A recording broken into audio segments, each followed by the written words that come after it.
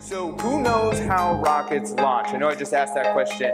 You had your hand up. Do you want to share how rockets go into the air? Do you know?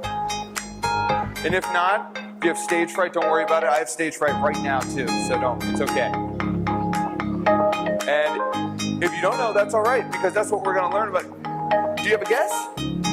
What do you think? How rockets launch in the air? Say it real loud.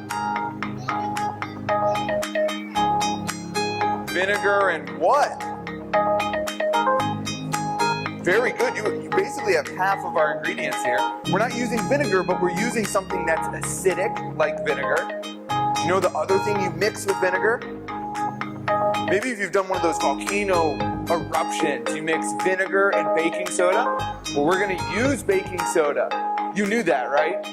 So we're going to use baking soda, and then we're going to use something called citric acid. So this is in dry form, so we can mix it together, and so the eruption doesn't explode all over me really quickly.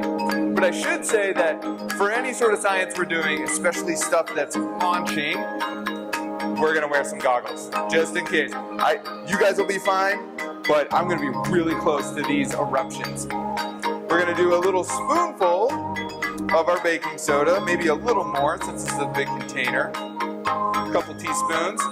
And then we'll do a couple teaspoons of our citric acid. I'll show you what that spelling looks like.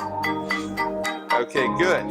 So now I think we've got all of our fuel in here. We'll spin it around so it gets nice and mixed up. And then what we have to do is we have to add some water, because you had mentioned vinegar, but our citric acid isn't in liquid form, so we need it to be in liquid form. So when I add the water, our reaction will begin. And the way that I want to show that our reaction is happening is I'm going to put this balloon on top to hopefully catch some gas. So I'll have to do this really quickly, and we can always do it again if I mess up. So in 3, 2, 1. And hopefully on the TV you can see some of the bubbling there. We'll shake it up just a little bit. And hopefully our balloon will start to inflate.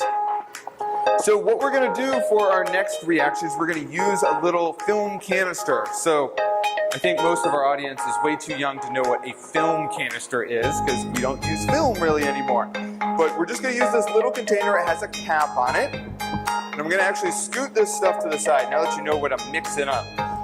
And we're going to do the same thing that we did here, but instead of the balloon, we're going to seal it off, so pressure is going to build. That CO2 gas is going to build up and hopefully launch our rocket.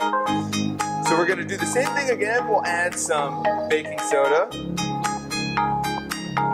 And then we'll add some of our citric acid.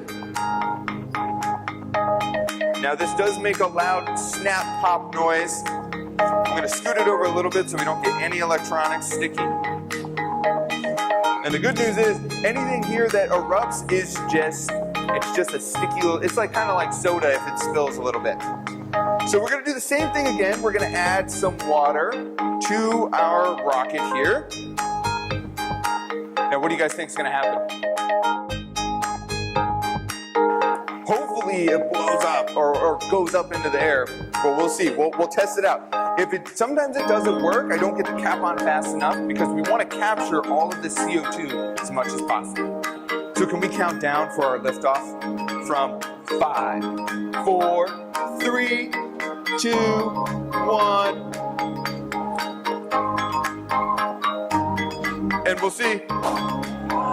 Whoa! We got a rocket to lift up. Now that went slow enough that I think I can tip it over. Do you guys want to try one more time? We'll see. Whoa! Oh, this is the big one. Wow!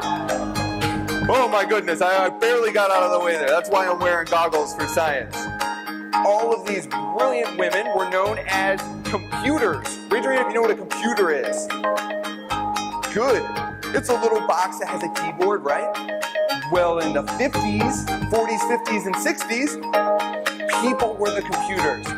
So I just want to end here by just thanking these awesome computers that helped us get to outer space many years ago. And so I'm leaving you with Dorothy Vaughan and Miriam Mann, which were on kind of the ground floor of the computers, And Miss Dorothy Vaughan was the first African-American manager for NASA. So they paved the way for us to get to outer space, and they paved the way for job diversity, which you guys will learn over time. Well, thank you guys so much. I will see you guys every week. I am pretty much here on Tuesday, so if you guys enjoyed this, I am doing science every Tuesday up here. And if you want to learn more science, in the science station around the corner, we're doing some more cool science stuff. So thank you guys so much. If you have any questions, I'll be hanging out up front, and I'll see you next time. Thank you guys. Oh, you are too kind. You are too kind.